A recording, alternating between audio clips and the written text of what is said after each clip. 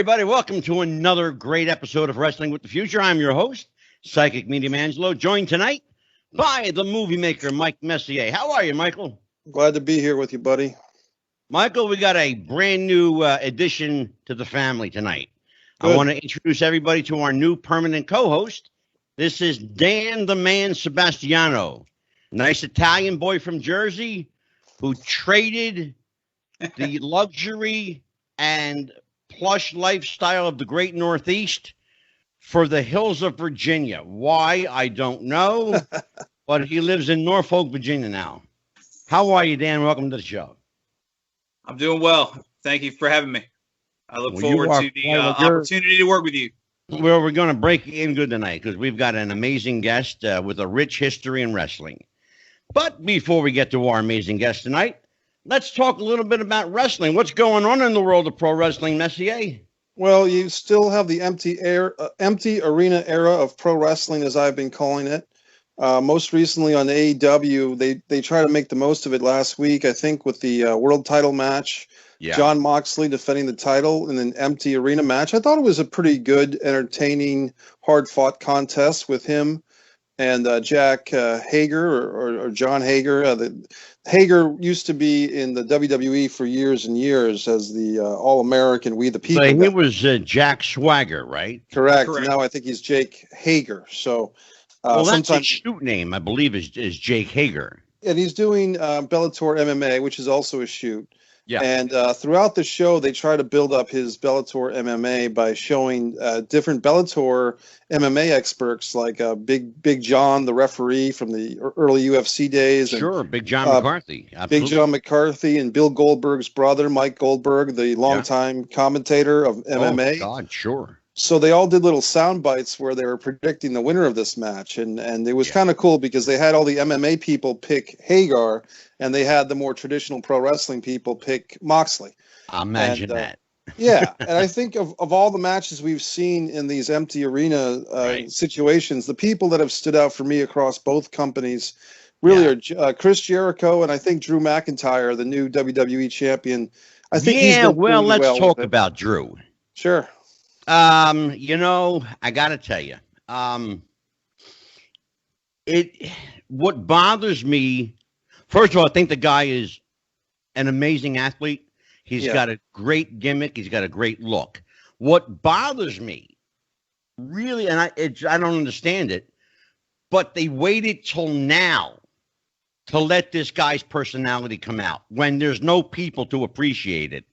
Okay. That really I just don't understand. Dan, chime in here. No, you're absolutely right. That was a hard moment. He defeated Brock Lesnar at WrestleMania. You crowned your new top star, your new face of the company without a fan reaction. That's not really a clip you can play over and over again. That's not the crowd booing the Austin 316 promo. That's not Hogan pinning Sheik. It's an empty arena of silence and back, not even background. Yeah, and that's the point and you just picked up on the point that I made, which was, what a time to shine when nobody can appreciate it.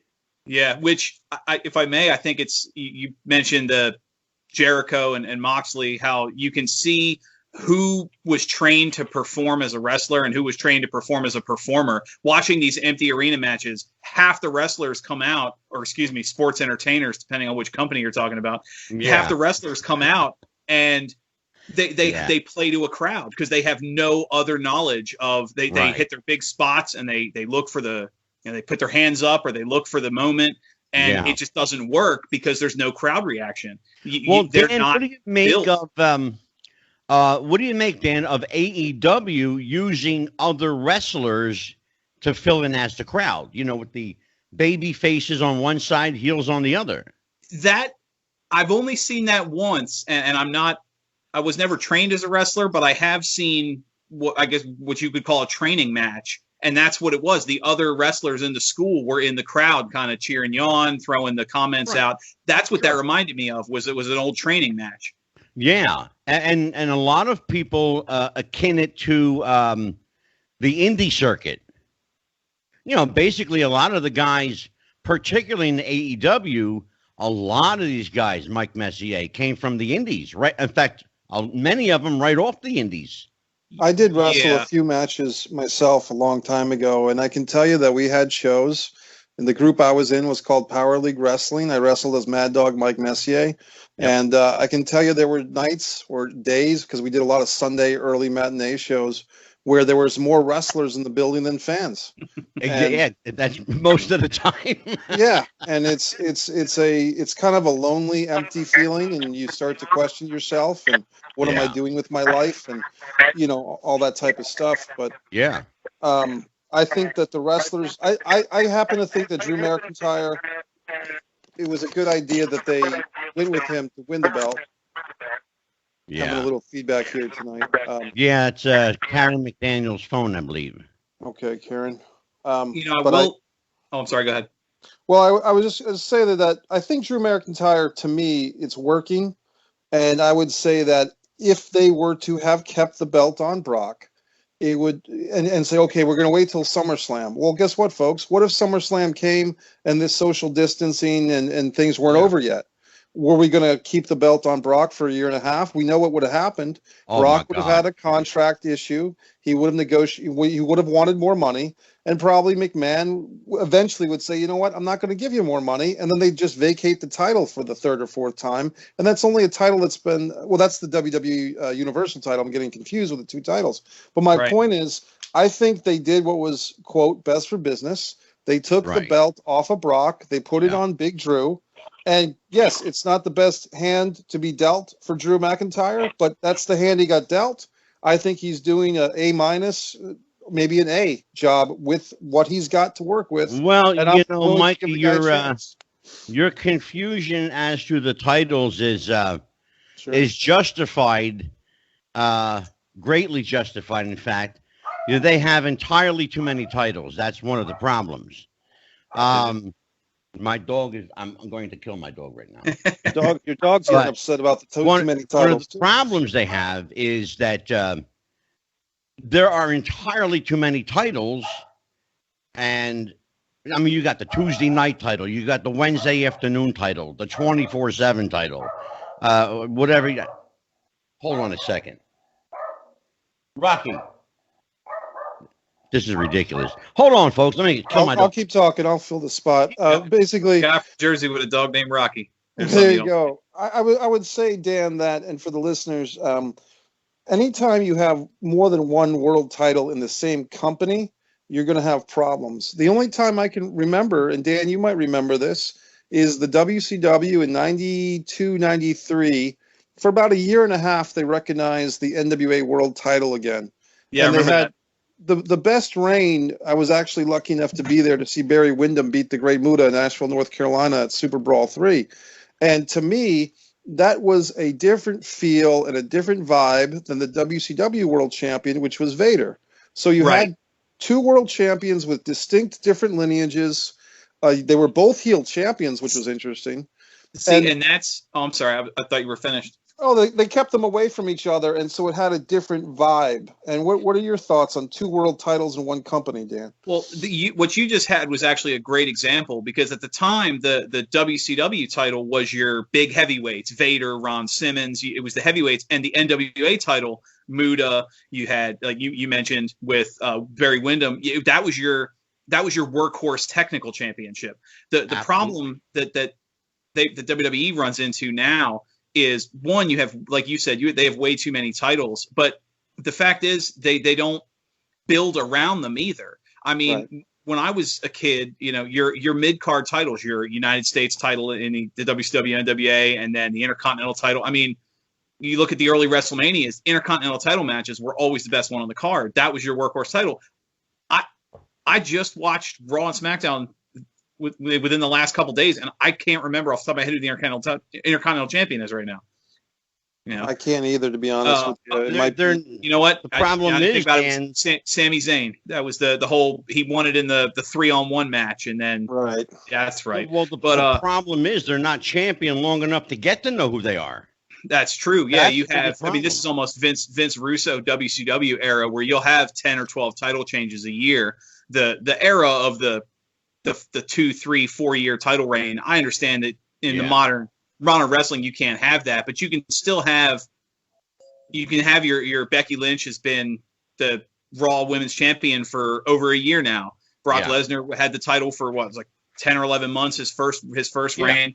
Sure. You can build up a champion. You have too much. I think you got to find the balance. Like you mentioned how the creativeness of the empty arena. Did you see they just released the pictures from the upcoming Money in the Bank pay-per-view where they're going to have the ladder set up on the roof of Titan Towers, and the wrestlers are going to fight through the building and have to get to the roof and get the Money in the Bank briefcase is going to be hanging over the roof of the building. You know, that's creative. That gives you something to do, but you have these creative moments. And the old guy's going to take exception to that, and I'll tell you why the old guy's going to take exception to that. It's either, depending on your age and viewpoint, either very creative or grasping for straws. Yeah, I could see the balance there. I am of the mindset that it's grasping for straws because they've run out of, quite honestly, original ideas. Well, and let us remember our history. It's been done already. Right. People don't know that. It's already been done.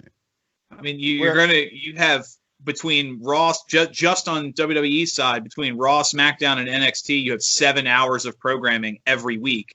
You physically can't write enough to keep people engaged. And Dan, that's another show entirely. Something that Mike Messier knows all too well. Yeah. And just so you know, we got to be careful dumping on Vince Russo because Mike Messier is a dear friend of Vince Russo. Well, I am. And here's the thing, Dan, you know, and it's fine that you mentioned Vince Russo in WCW because quite frankly, that wasn't a great fit. But if you take a look at the WWE or WWF since Vince left, going way back to 2000, the only title reign that I can remember that had any legs to it was CM Punk had a 14-month title reign. And he still didn't get to main event WrestleMania because they had him lose the title to The Rock, who went on to fight John Cena in that rematch. So was something that was very common. Even, I mean, JBL, I think he was champion on SmackDown for about a year, if I remember correctly. But you had champions that took a back seat to storylines. You saw it with Punk, you saw it with The Miz, you saw it with the first run after JBL with, you know, obviously when he was bouncing back and forth with John Cena. The champions weren't the main draw of the show. They weren't even the main focus or the main story. And that's problematic. If I could put a little bow on this, because we have a great guest tonight, but there's a bow that I could put on it, which is Lance Storm, who has taken exception to me on Twitter a couple of times, but that's okay. Lance Storm, before he got hired to work with the WWE and since fired from WWE in the last couple of weeks, but Lance Storm, when they were doing that wild card thing on Raw and SmackDown, when the wild card wrestlers can go back and forth, Lance Storm tweeted, how about making the champions the wild card wrestlers and the titles, all these 8 or different titles go back and forth between Raw and SmackDown, and only your champions can go to the different shows and the challengers stay to their evening. Well, simple idea. Maybe those type of logical ideas are what they wanted to hire a guy like Lance Storm. And unfortunately, because of our modern day circumstances with coronavirus, Lance has been let go. But sometimes those logical things are the best thing. I mean, remember when Undertaker was champion going back to 2001 or 2002, he would be on Raw one night as the world champion, then on SmackDown a couple of nights later on the different network. That seemed to work. Yeah. But I don't agree that one company needs a different champion because they have 2 shows. To me, that's absurd. Well, we can discuss this subject ad nauseum, guys, and I'm sure we will on an upcoming show. But tonight I'm going to cut that short and introduce an amazing guest. You all remember, of course, the legacy and legend of the amazing Chief Wahoo McDaniel. Nobody knew him better than our next guest. She was married to him for more than 20 years, and she is a woman with a treasure trove of stories to tell. Please welcome Karen McDaniel. Karen, are you with me? I am with you, and you guys, I'm telling you, boys, if you're going to talk about the way it should be or the way it should go with wrestling. You got to remember, I lived with a booker. I heard it all, and I soaked it up. And I mean, you really hit a lot of really good points. I have to tell you, I'm an AEW fan right now, big time. I like the fact they put the guys on the outside of the ring, the different to cheer them on. I thought Drew McIntyre did a great job. I'm glad he won. I did watch that, but I'm a big AEW fan now. You got Chris down there, and I think Cody's just blown it. What Dusty would have done had he been in this time and era and frame and age, and he's taken all that. I'm real proud of him. Well, Karen, let me ask you a question. What would Wahoo think of today's product? Oh my God! Don't even ask me that question. No, I'm serious. What would he think? He would turn it off. He would turn it off mostly. There would be some matches he would think were okay, but really and truly, you kind of, I don't know how to say this. What we knew as wrestling is gone. But you've got a new group of wrestling fans. They're younger. They don't know that. The only way they're even getting exposed to what I call real wrestling is the fact that WWE is putting on the old NWA, AWA. And I've got a lot of young wrestling people that come up and tell me that's what they're watching. They're not even watching Raw or SmackDown. That brings up a real good point. You know, one of the, as much as I have some issues with WWE as a company, the one thing that I will give them a lot of credit for is they've maintained the history of the National Wrestling Alliance, particularly the old NWA, Georgia Championship Wrestling, the old Crockett territory. Well, they bought it all. They bought sure. They bought all those things. They own them. Yeah. So, I mean, I really think it's to the advantage of their $9.99 WWE network a month. Yeah. My God, you can't see all that. Right. For that price. Yeah. I mean, I think it's part of, I mean, all the old people, the old wrestling fans of the 70s, 80s, 90s, they'd buy it just to watch those matches, just to watch those interviews again and to see how it really was in the 80s, and it was different. It was a very different product, Karen. Karen, our newest host, Dan the Man, has a question for you. Well, thank you. I was going to bounce off what she said with the product, because Vince McMahon's been on record several times, from WCW through Crockett and all the sub companies. He bought pretty much all those companies specifically for their tape catalog. He didn't want the talent. Exactly. He didn't want the producers. He wanted the tapes. No. That is one thing I give him credit for, is he knew the value of a deep tape archive before a lot of other promoters did. Absolutely. And I'm going to tell you something. A lot of them at 421 Briar Bend were thrown in the dumpster. Mm-hmm. And I happen to know who dug them out. And I happen to know who has some, actually he gave my son Nolan, who loves wrestling, he gave him a set, was Cornette. Yeah. Cornette dug a bunch. They just threw away. Yeah, he did. The 70s. They tossed them out in the garbage can. Karen, I heard that. I actually heard that Jim Cornette gave the janitor $500 for it. Well, he probably did. Yeah. He probably did. He literally pulled them out of the trash can. Mike Messier, go ahead. Well, I've despite my loyalty to Vince Russo, I have gone to the Jim Cornette side of things to purchase some things from Jim Cornette, and what he has, I believe he calls it the Crockett collection, or the Mid-Atlantic Basement tapes. And I've bought them basically, and Jim will sell you those for $10 for a DVD set. And this is some really interesting archival stuff. Wahoo is featured, Ken Patera, Greg Valentine, Ric Flair, young Ric Flair. The interesting thing about some of this footage is apparently this Mid-Atlantic television show, it was very interesting because the commentator would talk, but they'd have like a monitor behind him that he'd stand up and look behind himself to see the almost like a Titantron, kind of ahead of its time, and then the studio ring would be in front of them.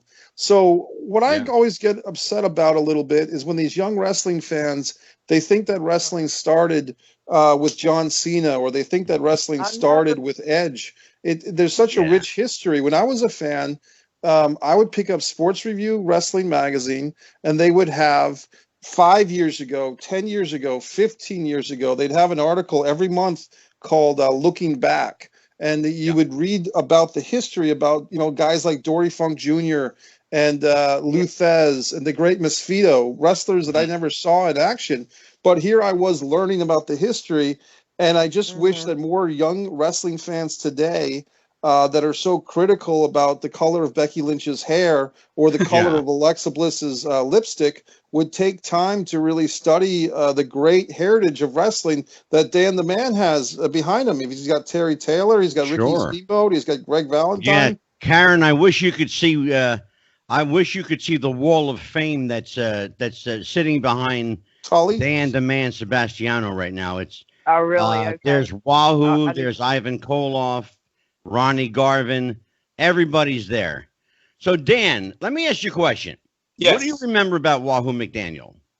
Well, it's funny. I've started, wrestling obviously in the beginning, but I've always been a big sports buff.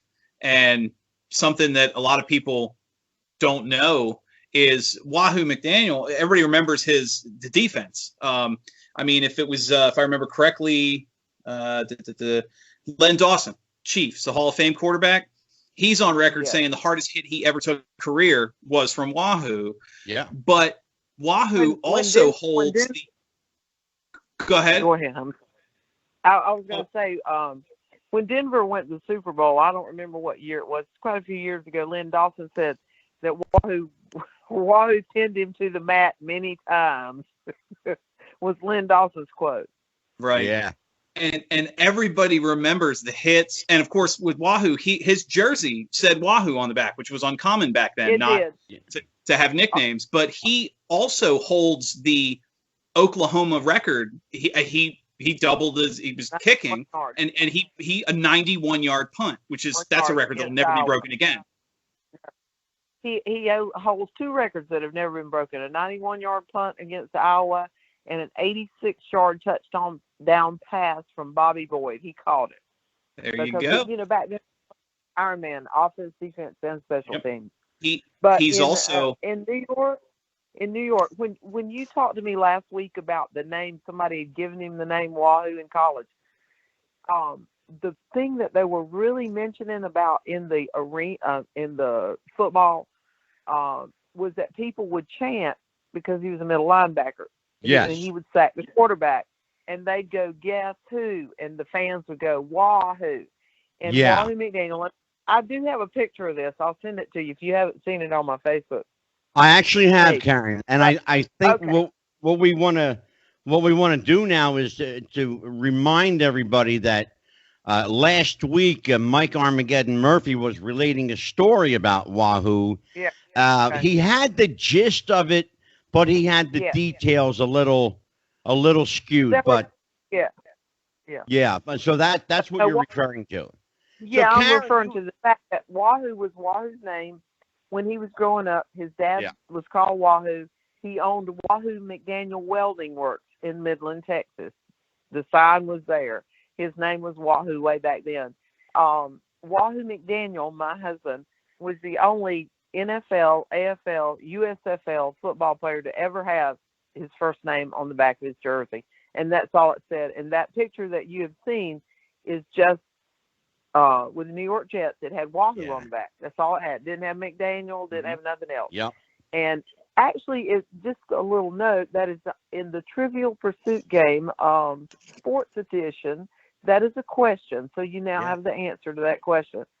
Yeah. So Karen, first name. Go ahead. So the last time you were here, we were just starting to get warmed up with stories from the road. Yeah, I mean, we were. Yeah. I told everybody, in fact, it was one of the most listened to shows that we've had, and I told everybody. Noticed that. Yeah, it was a great show, and I said, you wait, because Karen was just getting warmed up.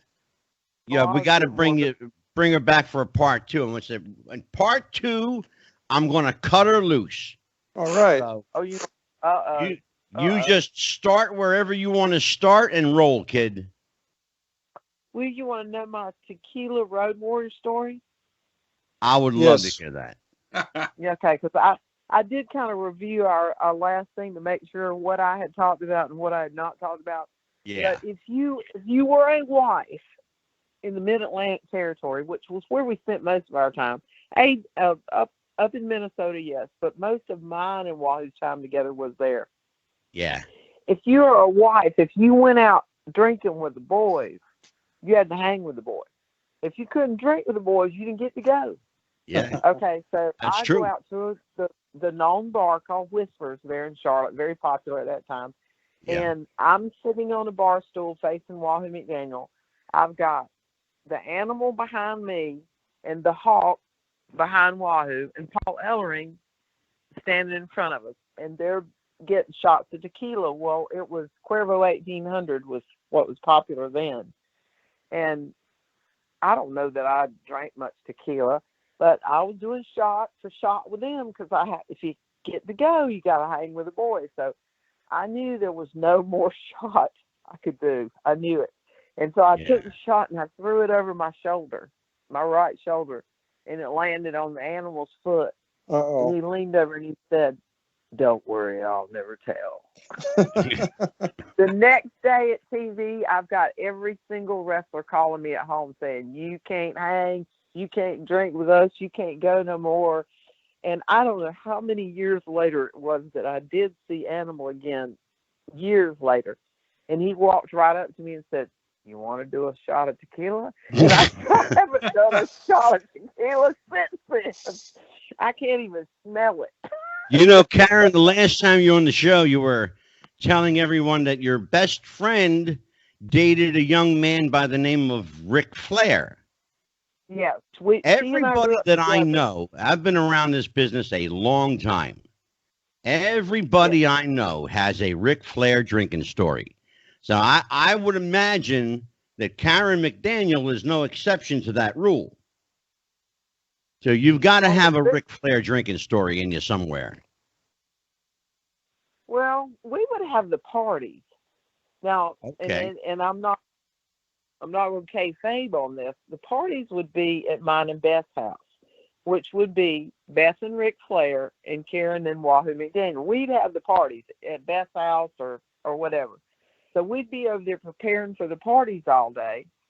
Mm-hmm. And I remember Rick in a pair. I said, "God, Beth, he is not going to wear those green pants, is he? Please make him go change them," because they were loud and obnoxious. And but he would get drunk, and I had made the flower arrangement for the table because I'm crafty. You know, I think we've all discussed the fact that I'm crafty, and I don't look like Aunt B. That's what people say to me. "You don't look like you could sew. You don't look like," and I'm like, "What the hell am I supposed to look like, Aunt B?" You know. Anyway, I'm crafty. So I'd made a beautiful flower arrangement. Well, Flair had gone into the living room, and it was way into the party, and it was, it was the heels and the babies because we couldn't go nowhere. We had to have a party at my house or her house or, True. And she and I would prepare the drinks and the food and everything. Well, he was standing on the coffee table, and he'd taken all his clothes off, and he was standing there with the flower arrangement over his, private parts. And some girl that went in there said, "You need to do something about your husband." Well, she walked in there, and the only thing she could see was the flower arrangement that I made. She said, "Put that up. Karen just got through making that."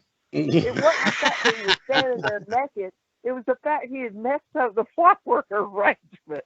That's hilarious. That's a hilarious story. But there's lots of those. Flair would shut up. They would, what did they drink back then? Oh my God. Tequila Sunrise and the shots. He would set up shots for everybody. Karen, what would happen back in the day? What would happen if, God forbid, baby faces and heels were seen together? Oh no, they were fined, and I mentioned that on the last show. If she and I went to Martha, we like to go to the mall and eat at Martha's cafeteria. We were just Southern girls. We wanted some vegetables and stuff, and we would incognito. I mean, I would wear a hat or something, so if anybody saw us that might know us, we would go and eat at Martha's cafeteria when they left to go to their towns in the afternoon and do a little shopping or whatever. But they would be fined like $500 if we got caught together. $500. I mean, yes, seriously. Wow. And if they were late for the matches past 7:30, anybody, if they didn't get there past 7:30, they got fined. Amazing. I mean, it was really, yeah, it was different, and God forbid if you ever got caught together, Well, yeah, that's a whole nother subject. We haven't even begun to discuss that one. What would happen? The business, and you and I have. Oh well, they'd either be fired, gone to another territory, or fined a big fine. Yeah. And you and I kind of discussed this last week. I told you that when that 2020 and that Mansfield came out, and I said, oh yeah, Eddie Mansfield. That Wahoo almost had a heart coronary. He said, my business is over. It's done. Yeah. He really felt that way. Is that you didn't? That was just something you didn't do. Yeah. You didn't. Dan has a question for you. That's fine. Go ahead. To carry the point there too, that was when I was a kid, to share my age with the group, that was a big deal with up in the Northeast. The Sheik and Jim Duggan were arrested driving together, and that was because they were in the middle of a feud. That was a huge deal in mainstream news. Like, these two big TV stars that hated each other were apparently friends behind the scenes. Oh, 1987. Well, Yep. And what year? 1987, about April, I believe it was April of 1987, because it was shortly after WrestleMania 3 when Duggan hit the Iron Sheik with the 2x4 during the match against the Killer Bees. Mm-hmm. Yeah, and we should point out that Jim Duggan got fired after that. 88 or 89 that Mansfield went on 2020. It was actually 1985. It was February of 85 before WrestleMania 1. Okay. Yeah, okay. Sure was, Karen. It was much later than that, but okay. Yeah. So, I mean, he said, Wahoo said, our business is over. It's done. Yeah. If I may, go ahead. I was going to say, if I may, we were discussing previously, we were talking about wrestlers and fans understanding the past. All these dates in the 80s, one of the bigger experiences, there was a local event. This was 95, because they were, I think it was Slamboree 95. Wahoo had a Legends match against Dick Murdoch. Mm-hmm. And he was that was really the last time he wrestled anything on TV. That was kind of the end. Yeah. But the what I was saying is they had a local. This was 95. The build up for that being, I guess, late 94. They were in the WCW was in the midst of I think it was the Faces of Fear storyline, which was kind of almost, I don't want to say it silly, but the WWF had embraced a new generation, and you had hockey players and turkeys and plumbers, and you had the lowest draws in 30 years, and it was in the local papers. Wahoo was the guest at a local show, as an indie show, sold out the Salvation Army Center. You were in an era when the average person stopped caring about wrestling, and just putting Wahoo's name on the flyer, 300, 400, 500 people show up like that. Because when Wahoo wrestled, and I don't care what anybody says about this, when he wrestled, you didn't know if it was real or if it wasn't. Right. Yeah. Because he's going to give you, I told you last week, he's not going to look like a fool. If you're not going to sell, he's going to make you sell. Yeah, exactly. And, they call it Flair chops. Wahoo's the one started chopping them. They're Wahoo chops, and it's become now the Flair chop, but whatever. I mean, that's what he did. He told me I don't look good punching, and not many people do. The only Dick Slater was the only person that I ever saw that really honestly made a punch look real. Honest to God. In my thoughts, Dickie Slater. And I don't even know whatever has happened to him. But he was the only one that made a punch look real. and Wahoo said, I'm not going to do what doesn't look like I'm giving it my all, and I'm better at a chop. Well, I've seen him break their chest open. I mean, Flair's chest would be broken open because he'd hit you so hard. And he would, I mean, he was rough. He might not mean to hit you so hard, but then, like I said, but you learned real quick, you sold for Wahoo, or you gonna be made to sold. And it wasn't a shoot on you, it wasn't a being mean on you, but you're gonna work, or you're not gonna make me look stupid. You know, Karen, Wahoo was one of those guys that, and they tell me you either really liked him or you didn't. There was no middle ground with Wahoo McDaniel. You either loved the guy or you didn't. The people who didn't love him or like him generally feared him. Did he carry that persona with him, or was that something that... The way I would put it, and I'm just going to be blunt with you, way I would put it, people who didn't like him couldn't carry his jock strap and were probably jealous. Okay. You won't get an argument from me, Karen. Absolutely. No, serious. I mean, that's about the way I say it. You could not help but like him. He was a likable person, and like I said, he would do anything for anybody, especially the underdog, the person who I can't remember this wrestler's name. He worked Mid-Atlantic, and Wahoo was a booker, and he was talking about doing this and doing this and doing this, and Wahoo sat him down. He said, told him, and he's told me this. I can't think of his name right now. He said, listen, you're never going to be a main event guy. You're not going to be a semi-main. You're a middle of the card on down. He said, but if you will listen to what I'm telling you, you will have a 20-year career. You will make good money. You will support your family, and you will do it. And this guy told me, I listened to him. I stepped back, and I thought he's exact. I mean, in other words, this guy didn't have the Ric Flair charisma, didn't have the, and Wahoo told him the truth. He would be very blunt with what he thought about you. Sure. And this guy told me, I took his honest opinion, and I stayed right there. And I worked till I was 40-something years old, and I bought a house in Charlotte. I paid for it. I had a good life, and I can't think of what his name is. He probably knows me if he hears me talking about him. It wasn't Arn Anderson, was it, by any chance? Who? Arn Anderson? Sounds like something Anderson. No, Arn went all the way. Yeah. I mean, I'm talking about, this was this was a middle of the card. Maybe George South or Gene Ligon. Called underneath guy. It wasn't George South either, no. It was what we called an underneath guy, which I don't like that. Carpenter. We call him an underneath guy, you know. Yeah. We didn't use that term A team, A strength, A, what do they say? A team? Yeah, the A team, the B team, yeah. They didn't use that back then. They just said the underneath guy and the main eventers. That's what they called them back. You know, the A-lister. They didn't call them A-listers. A-listers. They didn't call. I never heard that phrase until maybe The Miz. An A-lister. Well, they didn't call them that. What else do you want to know? Karen, this is Mike Messier again.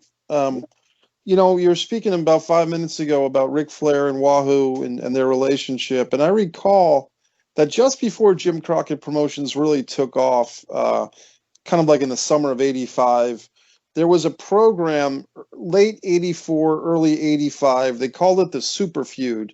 And on one side, you had Ric Flair and Ricky Steamboat. And then later on, Dusty Rhodes kind of got in there and took Steamboat's spot against Tully Blanchard and Wahoo McDaniel. And Wahoo turned heel for about 8 or 10 months. And the way he hated it. Well, let me just get there for a second. But I remember there was a match, a strap match, I want to say in either Charlotte or Greensboro, that was the main event of something called Silver Star 85, which I don't even know was ever videotaped or released on videotape. But the main event was Wahoo McDaniel versus Ric Flair in an Indian strap match for the world title.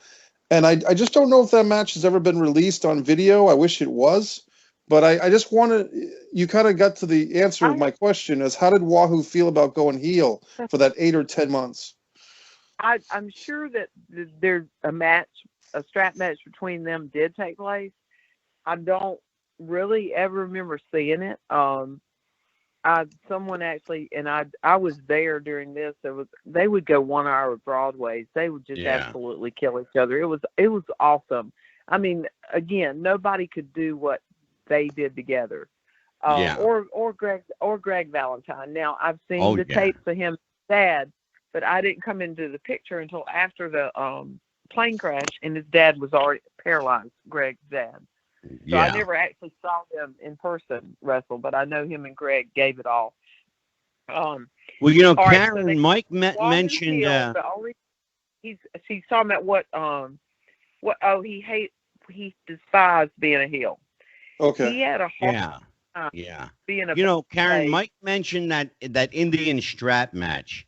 Well, there was one very infamous Indian strap match that Wahoo did have against. In fact, he had a program that culminated in 2 Indian strap matches against superstar Billy Graham. And I was wondering if you have any knowledge of that. And they are both on film and both available on YouTube. I was wondering if you had any insight as to what Wahoo thought about superstar Graham, because we've heard that he could sometimes be a little difficult to work with. Superstar Billy Graham? Yeah. Say this, if Wahoo ever had any problem with him, I would have heard about it. I don't imagine Wahoo had much problem with anybody. Why was that? Was it because he was respected or feared? Probably a little of both. I was going to say, or both. A little of both. He came home one night when we were in Minneapolis, and he said, Ventura, you'll love this.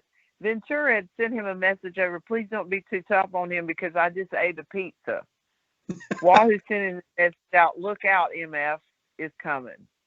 Oh, shit. So, in other words, you just send him a message over to be easy on you, because that was the worst thing you could do. You know, that was the worst thing in the world you could do. You ain't going to be easy on me.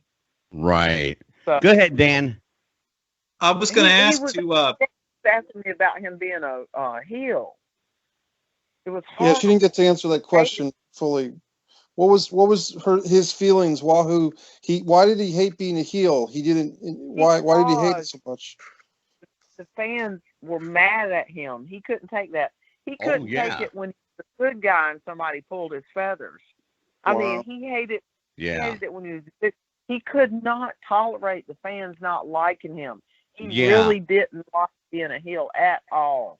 If you don't know the history of Wahoo McDaniel, let me give you smarten you up a little bit. Wahoo was almost always a babyface, and he was instantly over from the moment he burst onto the scene.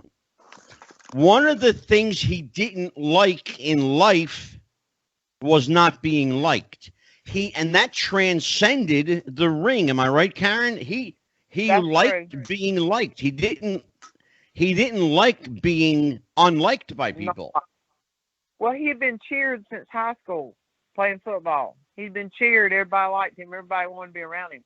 So you take that away, well, then you got he's volatile in his own self, but you've got a really volatile situation when he thinks all these fans don't like him.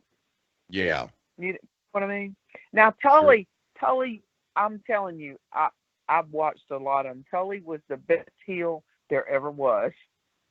Tully had that class act, whatever it was, condescending attitude that just was fabulous. He could just be a butt. You know what I mean? And it didn't bother somebody like him. Yeah. You know what, Karen? I got to tell you something. We talk quite often. Karen, I have to tell you something. There's a guy in your favorite organization, AEW. There's a guy there named MJF that reminds me an awful lot of Tully. He does me too. Yes, he does. He does me too. He has that little cocky attitude. I like that. Let me ask you a question along those lines. Yeah. We talk about, people being reminiscent of other people. when you see wrestlers of, like, let's say, the last 10, 15 years, is there anyone that's hit you as reminding you of Wahoo in any way? No. I can throw in somebody if you don't mind. Okay. Go ahead, Dan. I think that was Mike that had that idea. I had a thought on that. Oh, I'm sorry. I had a thought on that, Karen. Go ahead, Mikey. There's a guy, it's not a perfect fit by any means, but it's a guy who is a legit tough guy. May not look like it, but he is. Kevin Owens reminds me just a bit of Wahoo. Really? In that this is the type of guy that you might underestimate, but if you were to get into a bar fight with Kevin Owens, he'd knock your block off. And I think that Wahoo might have had a more traditional tough guy presence than Kevin Owens. Yeah, and Wahoo would kick the shit out of you. But I think I've met Kevin Owens in person. He's a soft-spoken and a funny guy. He has that Canadian sense of humor, but his look, he looks like just a chubby, regular guy at the bowling alley. But I'm telling you, Kevin Owens is legit. Yeah, well, what we said when my friends wanted me to meet Wahoo, and I said, I don't want to meet a wrestler. Come on, and I don't want to meet a wrestler. And they insisted. And Wahoo McDaniel was not the prettiest man in the world. I know that. But there was just this persona, he had me in a minute because he could just, I've told you last week that I was an adopted child of older parents. So I acted older than a 24-year-old did. Right. But he had something that just, I don't know. It was just, and I've told, he did not brag. I did not know he had records at Oklahoma that had never been broken. I didn't even know he played football. I didn't know none of this until people would bring it up in front of me. He didn't go brag his accomplishments. And see, that impresses me. I don't like a bragger. I don't like somebody tells me how great they are or how much money they got or what they can do. I can't stand it. It really, and I know it's because of him, but I don't know. I'd have to meet Kevin Owens. I was not really, the first time I saw him, I really wasn't that impressed. But he kind of hung on at the spot. And I'm like, he can wrestle, and he does seem to have a medium effect. You know what I'm saying? And sure. I don't know how to say this. If you have that medium effect, you're not too high on your horse or you're not too low on your horse. You'll probably last a long time. You'll probably last more than that's than most. Probably, you know what, Karen, you probably latched onto something just now that might be the key to his success. I think that because of what you just said, that might be why people connect with him. He reminds them of the average guy, like the underdog, kind of like a guy like them. Now, Dan's got a question for you, Karen. Okay. To a quick point first to bounce off, that was actually something he's still known for being unique. Was he was just an extremely likable, tough guy. He could bounce the territories and be a huge draw everywhere he went in ways that other big faces couldn't, because it was just, he connected with everybody on a level no other wrestlers did at the time. But I guess to go off the question, I think it was Eddie Graham. I might be misquoting who had said it, but somebody in that era said that when it comes to wrestling, you always have a first love and a true love. In all the feuds and the legendary matches and everything, did Wahoo ever have somebody that he just absolutely bend over backwards, go out of his way to work with, look forward to working with, talk about working with? Did he have a favorite person, a true love of wrestling, as they would say? Great question. Oh, I would say it'd be Valentine and Flair. I wouldn't say one or the other. But now he trained Flair. You know that, right? Yes. In Minneapolis. He pretty much trained him. And then Valentine, he wrestled his dad. So I would think if you had to say, oh, I'm going to the match, I'm having a good time tonight, I'm not stressed, I'm not upset, I'm not, it would be that. it would be one of those Yeah. two, or equally those two. I don't see that there would be anybody else that he would think that would be as easy. Piper would have come along, and Steamboat would have come along as my third and fourth. But I think the easiest matches he would probably say he had would be with Flair and with Valentine. Is that Go what ahead, you're Mike. asking me? Yeah, no, that's exactly the question I was going for. That's good to know. Yeah. I wanted I would say that.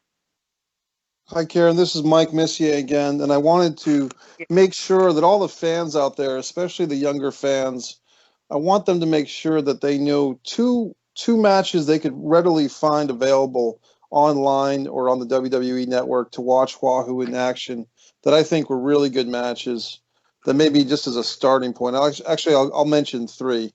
Chronological. Mention two, Mikey. Well, the first one is Starrcade 83. Wahoo McDaniel tag teamed with Mark Youngblood. Was really quite a good tag team. And they fought Dick Slater and Cowboy Bob Orton Jr., which is Randy Orton's father. Yeah. And it's a great tag team match on the first half of that card. Really got the crowd into that show. And I won't say who won or who lost, but that tag team of Orton and Slater is what Arn Anderson says is what got him into professional wrestling as a fan. The next match. Orton is a movable worker, and and did you say Slater? Yeah, Dick Slater and Cowboy Bob Orton Jr. Slater could throw punches. He's the one that made it look real. He's the only one I've ever seen made it look real, and I just say that. Yes. And Orton could work. Orton was great, and I mean, you can see that his son Randy Orton got everything from his dad and improved upon it. And then the next one is, we've mentioned this one before, everyone mentions it, Magnum TA versus Wahoo in the cage in I think March of '85. But then the match that really I want to make sure people know about this one, because you talked about the Ric Flair Wahoo McDaniel feud. There's a match, I believe it was from a show in Florida called Battle of the Belts 1. These Battle of the Belts shows were aired on Florida television, I believe, for free. The local networks would pick up these shows, I think either from the Eddie Graham Sports Complex or the Tampa Sportatorium or something. But I believe it's on there at the time. He was the booker during Battle of the Belts.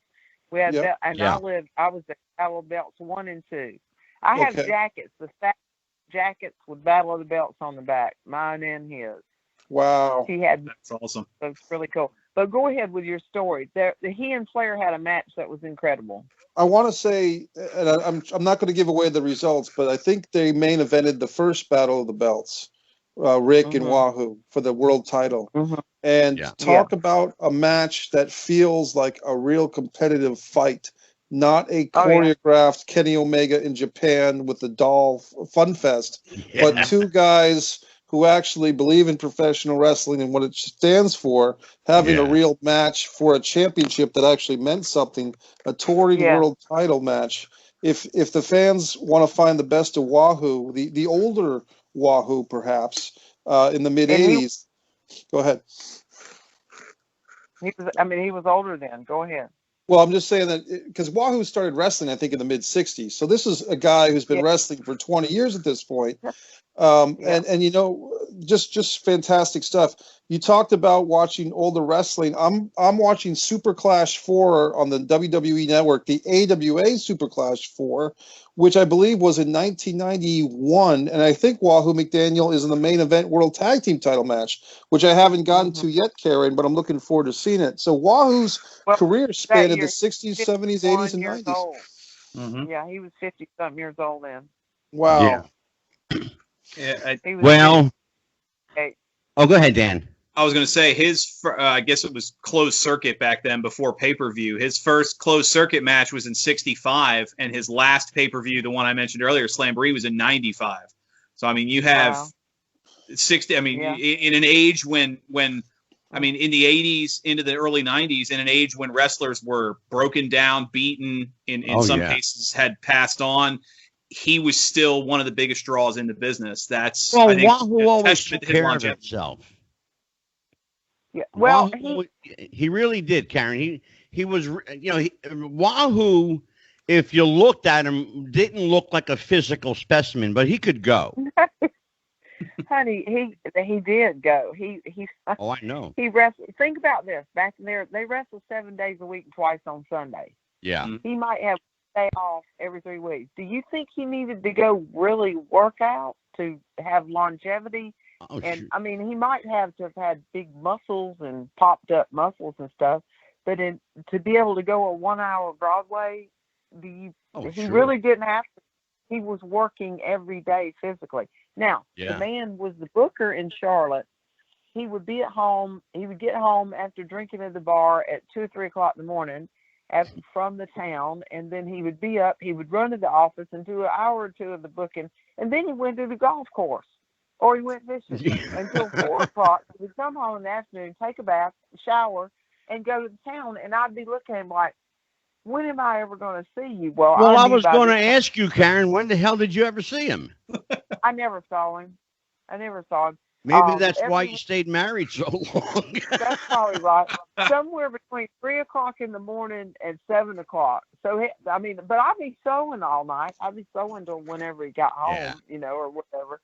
Well, Karen, we've talked about. Yeah, we've talked about wrestling. Well, let's talk about Wahoo the person, and let's get into some story time. So, take me on a ride here. Okay, well, let me think just a minute. I know you're going to do a upcoming women in wrestling or girls in wrestling or that sort of thing. Ladies' Night Part 2. Well, I'll share a little story with you, and I'm very proud of this story because I made some very good friends. We were in Minneapolis. I hadn't been married to Wahoo very long, and I'd never even seen snow, much less piled up on the side of the roads that turned black. You know what I mean? Yeah. And we lived in Edina, Minnesota, and we were in a condo or whatever. And the female wrestlers sent, by Moolah, the way they did, because they went to different territories too. Yeah. She would send 4 female wrestlers that would stay for a month, and then they would go to the towns and wrestle each other, and they would be there for a month before they'd go somewhere else. Well, Wahoo got them a room next to us at our condo. So I had the greatest time, and I want to say this was one of the most fun, greatest times I had being married to him was with the 4 female wrestlers that were there.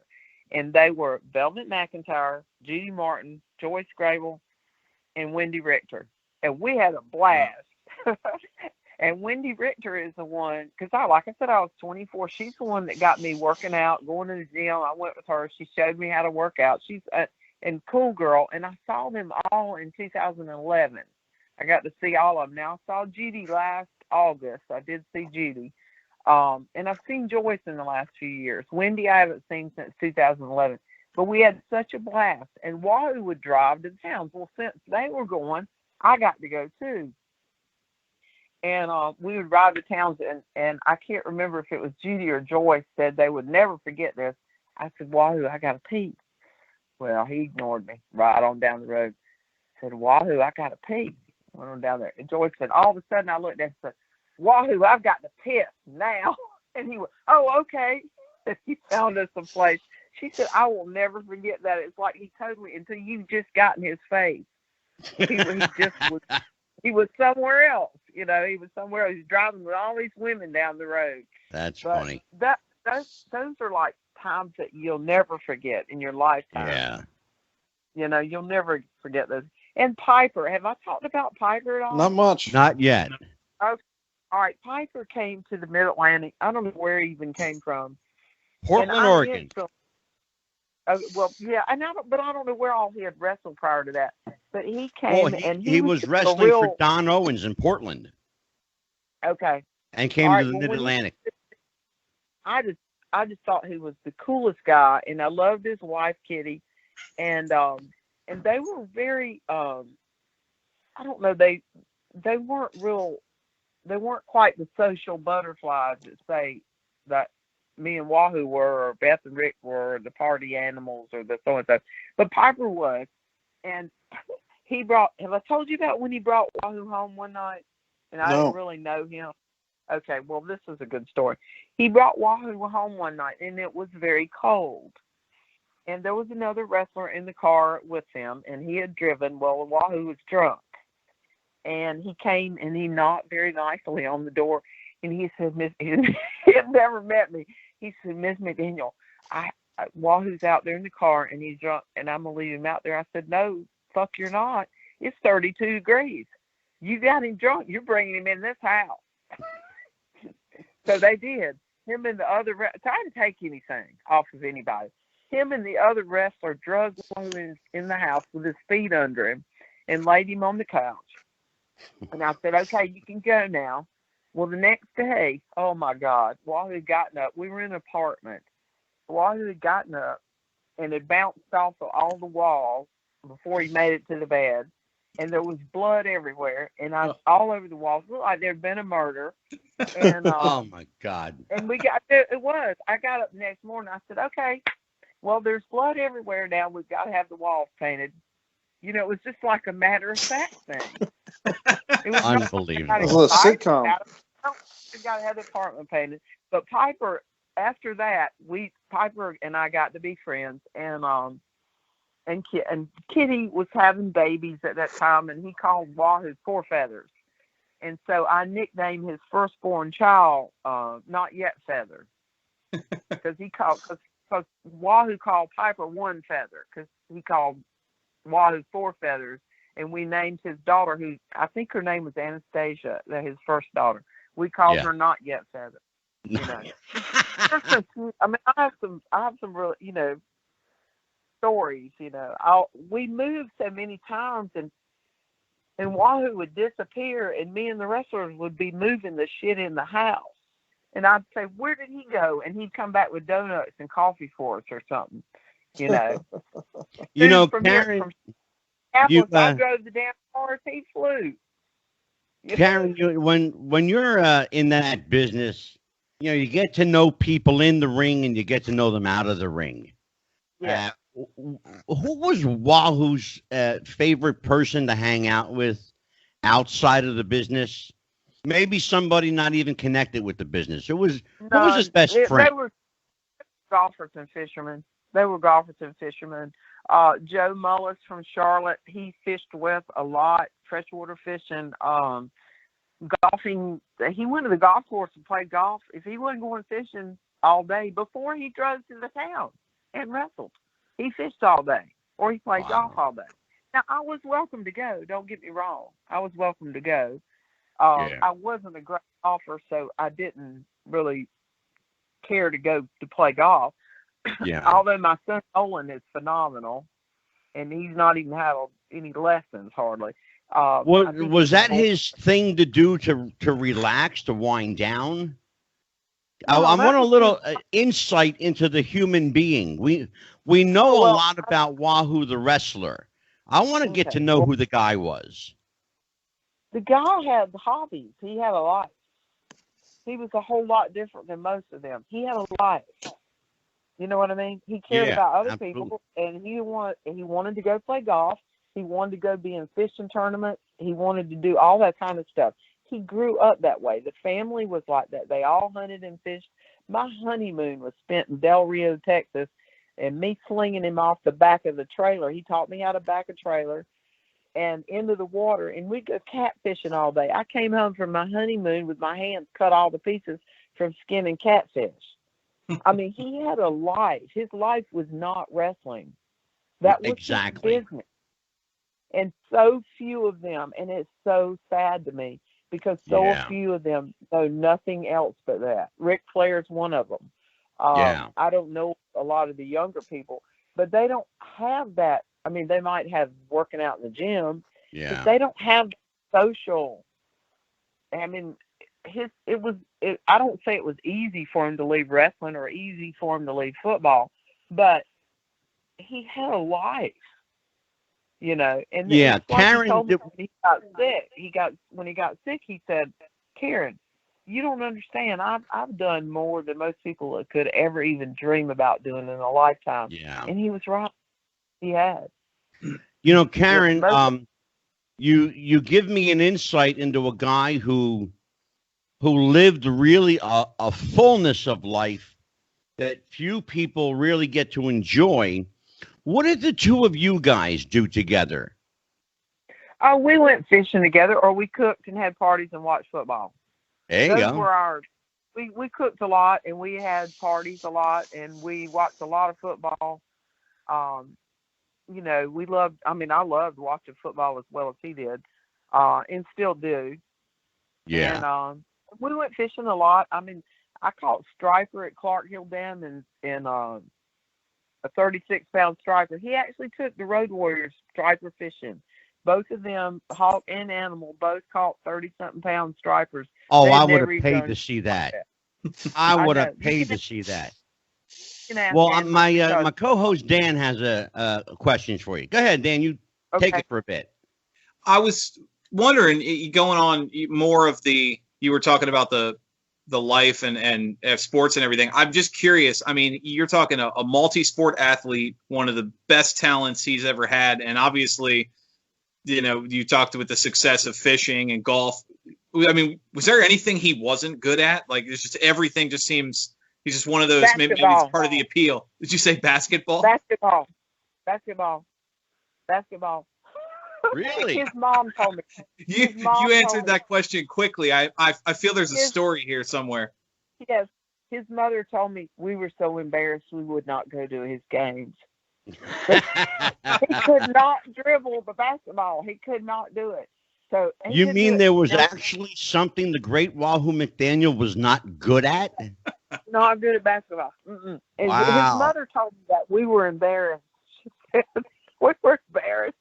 And you got to remember, and I think I told you this the last time, his actions were from his mother. His dad was a 5'7" Indian, looked like walked off the reservation, which he did walk off the reservation. Quiet man. His mother was a 5'10", that was tall for a female, German, and she was very outspoken. And when she got upset, everybody knew it. But she loved her, and she loved me. She really cared a lot. She liked me, and that was a good feeling. But no, she told me we didn't go to. No, we were too embarrassed. So apparently he couldn't dribble the basketball. I don't know. Oh man! But he could do. Now he could have been a professional baseball player too. I mean, he was that well. He did that well in high school. Hey, you mentioned baseball. You mentioned in part one that obviously the famous anecdote that one of his baseball coaches coming up was George Bush, and that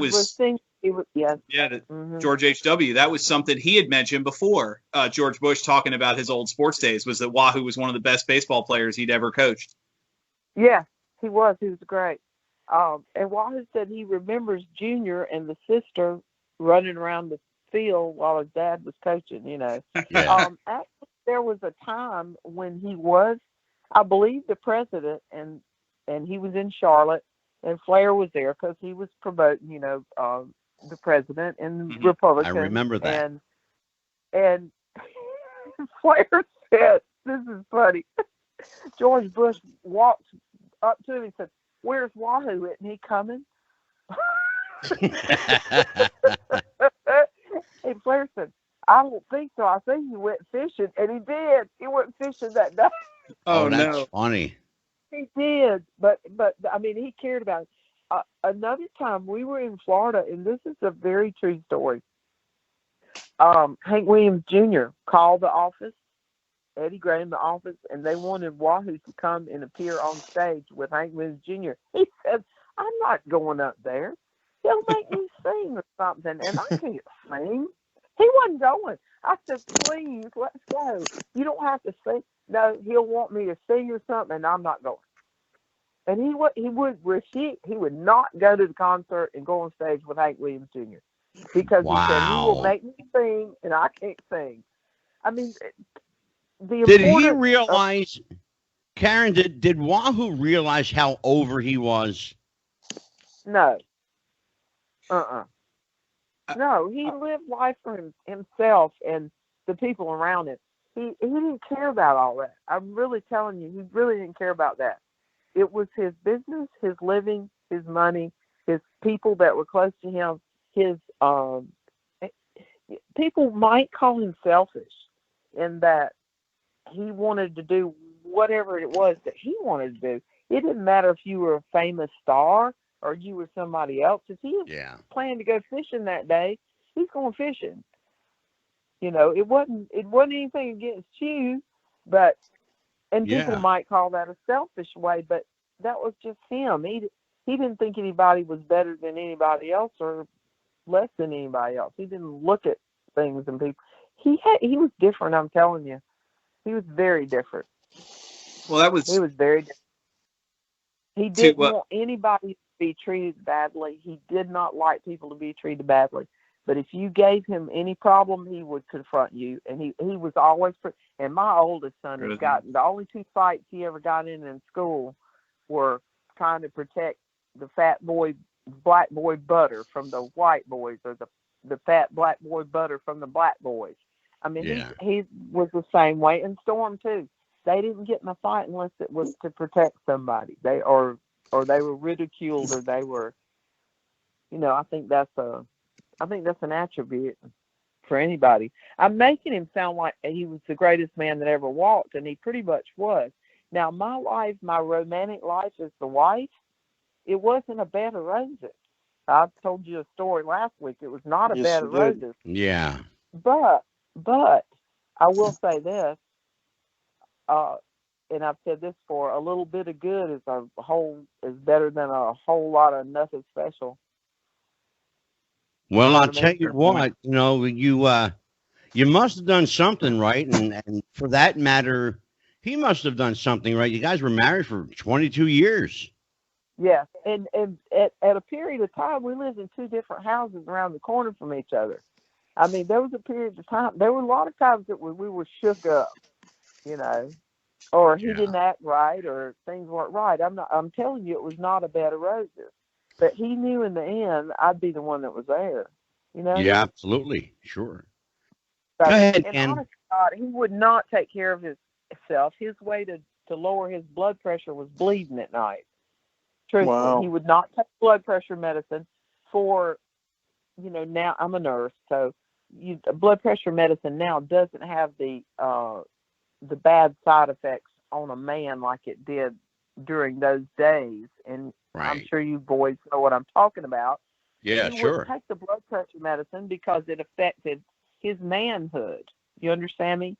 Absolutely. So sure. He wouldn't take it. So his way of getting his blood pressure down was bleeding every night, and that's the truth. I mean, he may not have realized that, but that brought it. He said, "I have a really bad headache." Well, he'd get through bleeding at night, and he wouldn't have a bad headache because he had lowered his blood pressure.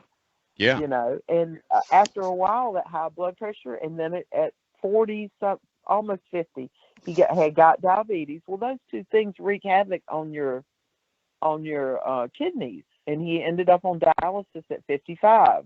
Mm-hmm. You know, all Black people and American Indians, bless their hearts, they're ridden with high blood pressure and diabetes. Yeah.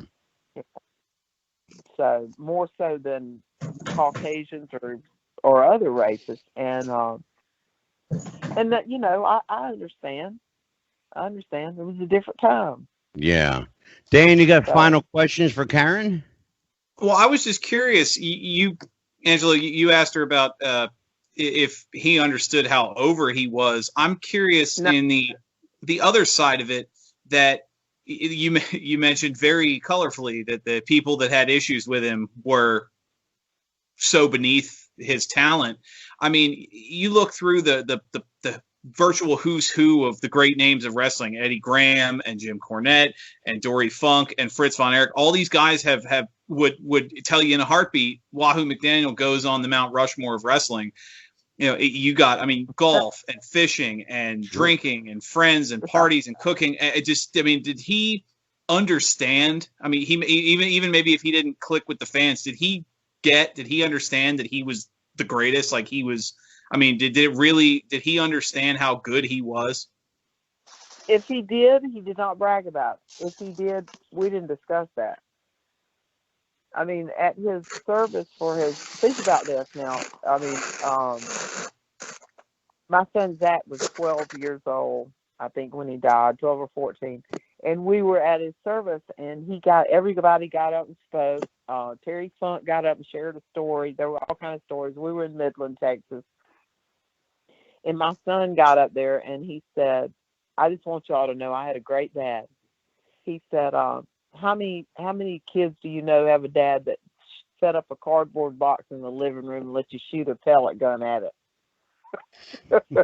So his importance, he didn't know it. He didn't know it. And if he did know he was great, he didn't look at himself that way. Yeah. He did. He just did what he did, and as I said, you may call it selfish because he lived his life and did whatever he wanted to do. Good for him. And if you fit in with it, and me included, which I did, I fit in real well. Then it was all okay. I mean, he was. Now, when he got sick and I had the children, I was working and he was keeping kids. Storm was like not even a year old, and he called my girlfriend. He said, I can't call Karen. She's at work. And my girlfriend comes over there, and he's got Storm, and Storm's just screaming. He was probably having colic or whatever. And she said, this big old man's got this little tiny baby in his arms. Like, what the heck do I do with this? And she said he calmed him down. I mean, it didn't really matter whatever stage in life he was at. He was a really good human being. Yeah. Sure. And I like Messier. Please don't get me wrong. We had knockdown, drag out fights. It was sure. not a romantic perfect, but I look back and he had more respect for me and I had more respect for him the longer we were together. And I wasn't perfect either. Yeah. Well, not quite. Not quite. Well, for him you were.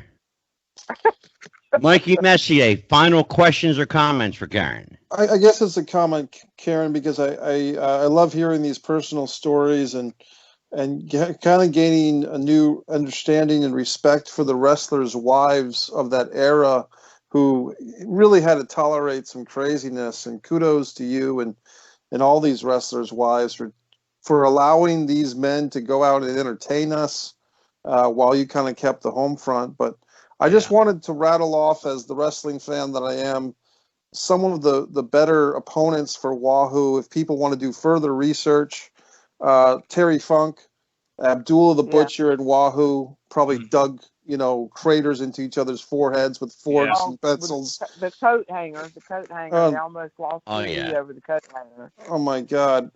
Terry Funk, Abdullah the Butcher, Tully Blanchard you mentioned, but he and Wahoo had some great fights. Yeah. They had, and Tully is a great worker too. Oh my God. Yeah. He was a great worker. If you watch him, he was phenomenal. Yep. And can I mention one wife that was probably and who was my friend, oddly enough, and you're going to think this is ironic, and I don't think I mentioned this in the first show, but I first left home and moved to Atlanta, and there were two girls. We worked in a bar at I-20 and Candle Road in Atlanta, and their names were Michelle and Terry Rubio, and they were from Tampa, Florida. Well, we all got burnt out on the bar at the same time. I said, well, I'm moving to Raleigh where my cousins live, and they said, well, we're going to move back to Tampa.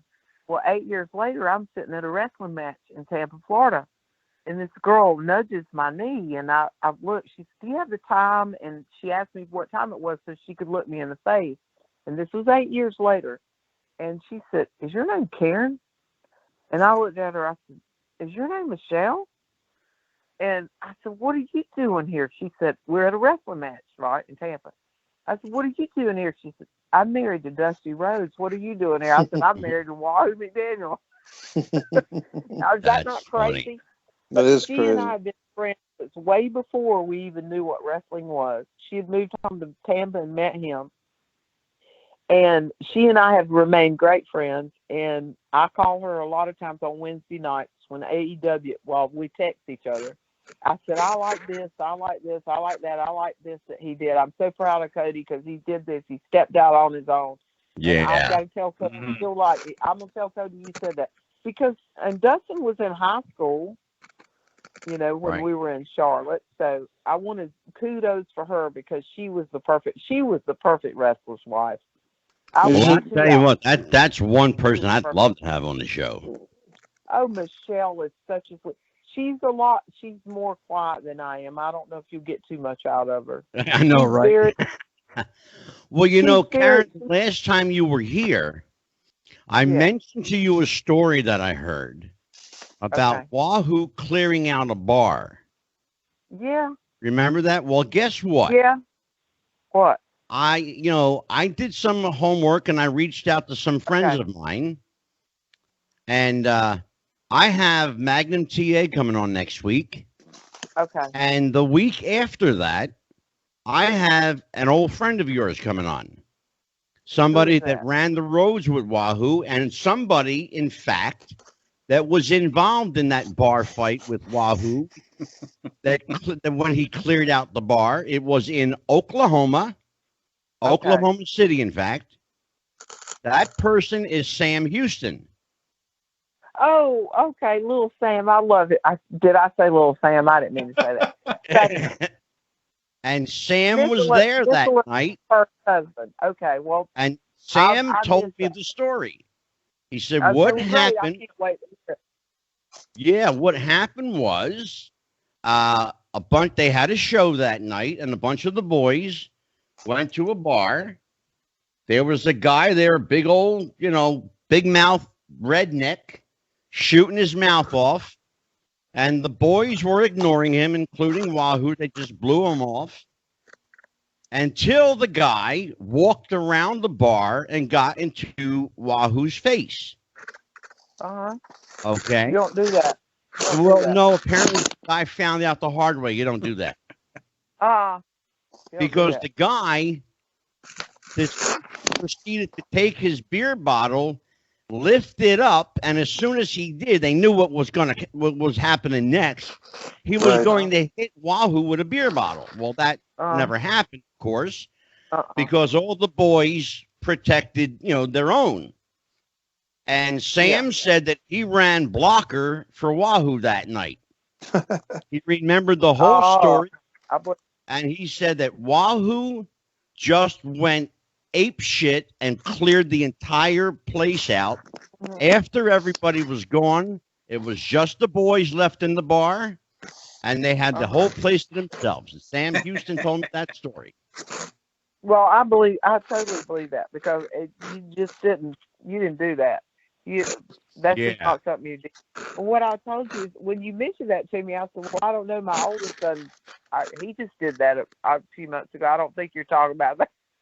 And you said it doesn't fall far from the tree. But that, again, was somebody trying to approach him and start a fight with him. Yeah. Well, the guy was shooting his mouth off about how wrestling was fake. And he said, because what does he do? He picks on the biggest guy in the place, right? They always do. They always do. Mm-hmm. They always do. Yeah, but the last thing you want to do is pick on the biggest, toughest guy in the place. And that's the first thing he did. I think they were looking back, especially back then, looking for a lawsuit, Yeah. Looking for a thing.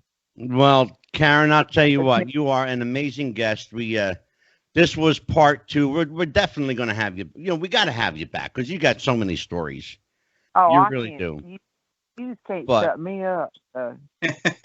We gotta say goodnight to you though right now. Okay.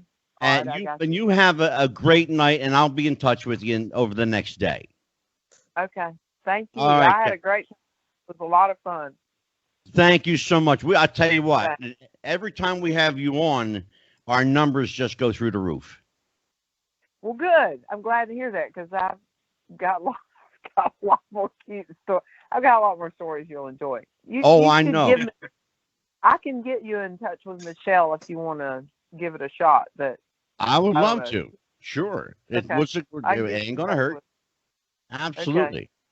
Thank you, and I appreciate you. You take care. Take All care. right, you too. Bye-bye. Good Bye, night. guys. It was great talking to y'all, too. Great meeting you. Have Great a great talking to week. Okay, you too. Bye-bye. Bye-bye. All right. That was a great interview, guys. It was a lot of What do you fun. think, Dan? Your first time out. This is your maiden voyage. What do you think? I think this is everything I thought it was going to be, and I'm very impressed. I appreciate this opportunity. You are quite welcome. Mike Messier, we broke him in good. Yeah, Dan did a great job, and I love that tribute wall. He's got Tully back there. He's got Bruno. Oh, yeah. He's Yeah, I'm going to ask Dan to pull his camera back so you can see the whole wall. Ronnie Garvin, one of my favorites. Yeah, Ivan look at that. Koloff. Looks like Billy Gunn. Coco Beware on the upper right. Glacier, who I've met. Yeah, Looks he's like got it's a virtual who's who. It really is. is that Hollywood Hulk Hogan, Gangrel, Sergeant Slaughter, Terry Taylor, Mick Foley, the Papa Shango, or the Godfather. Yeah, and they're all signed. Yes. Every one of them are signed. Jake Yep. the Snake. I wanted to say, Angelo, for the fans that aren't familiar with Wahoo, he also had great matches with Bruiser Brody. Oh, He sure. had great matches with Abdullah, like I said. He had great matches with Harley Race. Yeah. And probably the biggest feud of Wahoo McDaniel's career, maybe with the exception of the Greg Valentine feud, Sergeant Slaughter. They fought for the U.S. title back and forth, Yeah. and I think in 1981. And I think they traded the title 4 or 5 times throughout the Carolinas. Mhm. The That was Sarge, Mid-Atlantic and Jim Crockett. correct, in the Yeah. 81, kind of the 81 era. So a lot of times when people think of Crockett, they think of 85, 86, 87. Yeah. But that promotion was going strong for a while. Mhm. Well, we're going to have Karen back on. Like I said, she's got so many stories. I mean, you think about being married to Wahoo McDaniel for 22 years, and she must have heard everything. And Right. she hasn't even gotten into like the road stories or traveling with him. That's Well, a whole nother show. that's always been the old what's I guess the old saying is if you want to hear the facts about wrestling, you talk to the wives. Exactly. Mm. Exactly. And one of the things that I wanted to do is I wanted to as I said in the first episode as well, I wanted to get to know who Wahoo the Man was. We had to, of course, talk a bit wrestling, because you can't, how can you avoid the subject? But I wanted to get a feel for who he was as a person. So many wrestling podcasts and programs concentrate, exclusively on the person as a wrestler, and you never get to know who they are as a human being. Right. And that's why I wanted to switch up things a little bit. And so, you guys asked a lot of really good questions, and I'm kudos to you. I'm glad. Of course, I'm proud of both of you. Mike Messier's been here before. So what's our buddy Russo doing? Well, Vince. I can't Vince, say that too loud. What's our buddy Russo doing? we're talking about Vince Russo is doing fine. Vince recently appeared on the Tough Enough Dark Side of the Ring, Mhm. and I'll be honest. You know what, Mikey? That's a great segue. Let's talk about that. Okay. Let's talk about that. Uh, There is a theory going around. Let me run this by you, Mr. Mike Messier, Please do. because I know how your mind works, Uh-oh. which is a scary thought. Yeah, you're getting. There's a theory going around, and the theory is being promoted not only by followers of Vince Russo, but also, quite interestingly, followers of Jim Cornette. Okay. That Dark Side of the Ring producers are purposely pitting these two guys against each other to reignite or re-spark a feud, really, that never went away, but they're trying to pit the two of them against each other in an adversarial fashion. And Jim Cornette, as well as anybody, but it doesn't take much for Jim to go off the handle. What do you think about all this? Well, I guess here's a few ways of looking at it. First off, is what is the payoff? Is there a payoff when Cornette I just listened to Cornette say that he's turned down shoot interview sessions with RF Video or whoever, kayfabe commentaries for a Cornette versus Russo, two guys in the same room. I can absolutely validate that because Rob Feinstein is a dear friend of mine. I'm going to say not just turned him down. Jim Cornette has said before that he gets the money. He gets the quote, how much are you going to pay me? Now call Vince Russo and tell him how much money he lost because I said no to this. Like, he makes it personal when they offer him the opportunity for those two to be always together. Makes it personal, Dan. Always. Well, then can I say this? Then kind of like when Bret Hart said, for 10 or 15 years, I'll never go work for Vince McMahon after what he did to me and my brother and my family. And then when Bret did go to WWE and did a WrestleMania worked match with all the Harts, it was the money, Angelo. Yeah. Thank you. But guess what? Show me the money. We lost interest. For the most part, it was an empty feeling because the whole promise of Bret hating Vince was he'll never go back to Vince. He'll never work for Vince. Yeah. When CM Punk came back to WWF, and the technical thing is, he went to the network, Fox News. He didn't go to WWE. He went to the network for this WWE behind-the-scenes show. He works for Fox Sports. Right. Well, guess what? Yeah, Dan, what is your take on that? You know, we got you here now, so let's hear where your head is at on all this. Well, on the Punk side of things, I think that was a huge missed opportunity on Punk's side because, I mean, you're literally the show about a show. Yeah. And you were one of the hottest acts of the last decade plus. He kept a big social media presence. He had this run in the UFC. He was still popular. There were still a lot of will he, won't he moments. And he comes back to the under the WWE umbrella on a show about a show just to come out and say that he doesn't watch wrestling.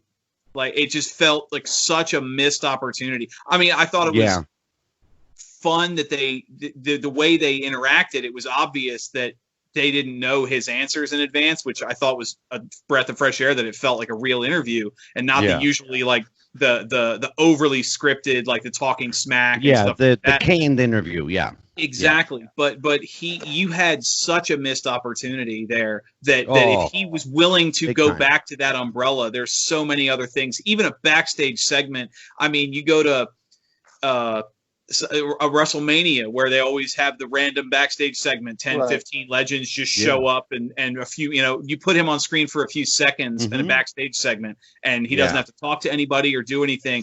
You bring him back for that. It just felt flat to me. So here's my point, guys. The point is that with Bret going back to WWE or going back to Vince or fighting Shawn, CM Punk coming back to WWE, the promise was in the anticipation, the anxiety. Will this ever happen? And the payoff was nothing. With Vince Russo, you've got a guy who I believe just turned 55 or 60. With Jim Cornette, you've got a guy who's, I think, in his early 60s or 55 years old. Not taking away anything from him. Jim's 58, Vince is 59. Right. But if these two guys... Right. But if the point is... Are we expecting these guys to have a shoot fight, a shoot debate? Well, that's the question, Mikey. That's really the crux of it. Is what's what's the payoff? Is what I was asking. What's the payoff? Is very aptly put. Is it what ratings? Is it notoriety? Is it to get the show boosted somehow? Well, if I can make a quick comparison, there was a documentary a couple years back. Where they were following the careers of Frank and Ken Shamrock, who openly had a falling out. Yeah. And the big finale of this docuseries was the two of them sitting face to face in a room for the first time. Yeah. And it basically amounted to, we were both dicks, and it was very anticlimactic. I mean, you obviously they weren't going to fight, but you expected some kind of revelation or something, and it was basically like, I hate you. We kind of still hate each other, but we did this for that. I mean, Dan, you know short what of, it is, Dan? I'm going to surmise this for you. You know what it was? It was the proverbial fart in church. It was very anticlimactic. Right. Nothing ever came of it. So my question to these, first of all, you give a wrestling fan, especially a devotee of Russo and Cornette, this much room, and they're going to squeeze it open like this. Sure. Right. Okay? And so what comes of it? You're not going to get an interview with the two of them. Forget it. You're not going to have one guy concede to the other. Forget that. right. So why pit them against each other? I think For what purpose? Well- The only thing I can even think of would either be, and this is just, the media in me, either a ratings boost, program visibility, some kind of, mainstream effect. I don't, Mikey. I'll give you the one word answer, Angelo. Ready? Go ahead. Conflict. It's because what sells programming. Conflict. Yeah. If I'm writing a book and I've written a novella, The Distance from Avalon novella, I've written about 20 screenplays, feature length, and I've written probably 50 short scripts, stage plays, etc. The number one word in dramatic storytelling, whether it's documentary or fiction, or a hybrid of both, whether it's film or stage or novel, is conflict. Very And well. if you have two guys, Vince Russo, who represents the brand, and Jim Cornette, who represents himself, and if they can bring another layer of conflict, here was the edgy guy who loved Jerry Springer, Vince Russo. Here was the traditionalist who loved Jim Crockett Promotions and Memphis and Mid-South, Jim Cornette, who came from the 80s mindset. So you've got the mid-80s versus the mid-90s. They were under the same Titan Tower. You had the Southerner, you had the New Yorker, and you had conflict. The what? The what, Mikey? New Yorker. New Yorker? New Yorker. So if you have... So we've got two viewpoints here. It's conflict. We have, and it's a very interesting dichotomy here, okay? This is how fucked up wrestling is, okay? I've got a Yankee living in the South. I've got another Yankee living in the deep South. Yeah. One who supports Vince Russo and one that's a Cornette devotee. So let's play presidential debate wrestling style. Sure. Okay. I like. Mr. Sebastiano, first question to you, sir. Dan the man. Look at the face. He's determined now. Uh-oh. Make the argument for me. Is Jim Cornette a traditionalist stuck in a bubble, or is he a visionary? Wow, that's a good question. I think That's why I asked it. the strength Jim Cornette has comes from his traditionalist views. He said back in the Smoky Mountain days, he was running an 80s promotion with wrestlers born in the 80s. And he has this view of what wrestling is, what it was, what he would, I mean, obviously he's not a stupid man. He understands what he wants wrestling to be is dead. It's gone. You're never going to put that genie back in the bottle with kayfabe. But some of the little points he makes, you mentioned the match between Wahoo and Ric Flair, I think is a great note to that, is at some point, I honestly, I think probably early 2000s is really when it started, is wrestling stopped being a fight and started being a stunt show. It's blatantly scripted. It's you see the guys doing the little tappy punches to each other while somebody's sitting there waiting to dive on the pile of people. It looks hokey. It's all flippy. You mentioned Kenny Omega. I mean, you have literally one of the highlights of a wrestling show is Kenny Omega wrestling a blow up doll. You book the Invisible Man. You've got wrestlers who, and I'm no beacon of fitness myself, but you have guys who don't even look like athletes. And I'm not talking the Kevin Owens side. I'm talking 120 pounds soaking wet Well, Marco yeah. Stunt. What's that? That was Marco always Stunt. Yeah, that was you don't have to always be. the argument is that wrestlers don't look like wrestlers. Now, You don't have to be. What's a good example? You don't have to be like a Big John Studd or the Warlord. You don't have to be this monstrous muscular guy. Right. But you have someone like a Johnny Gargano down in NXT, or even Cody Rhodes, who's not by any means a big man, but they look in shape. They look like if push came to shove, they were going to win. They look physically fit. Sure. But you have so many people who don't.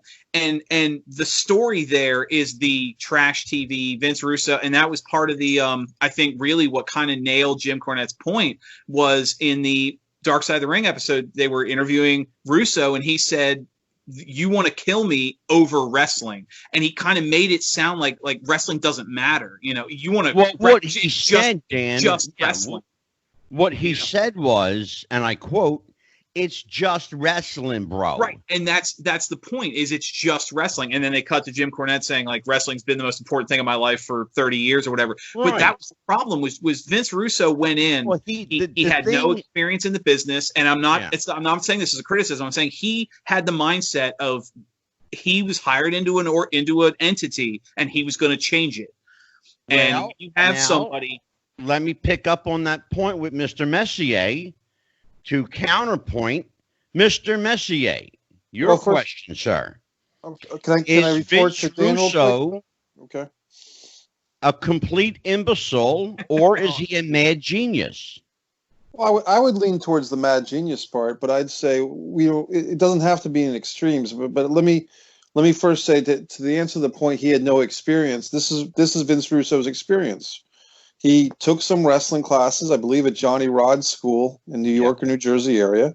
Absolutely. So he was running the video rental shop, and he started doing a wrestling radio show as a pioneer, entrepreneur, whatever you want to call it. Mm-hmm. But just as we all have these podcasts now, Vince Russo actually had to do an old-fashioned radio station, and he had to pitch them.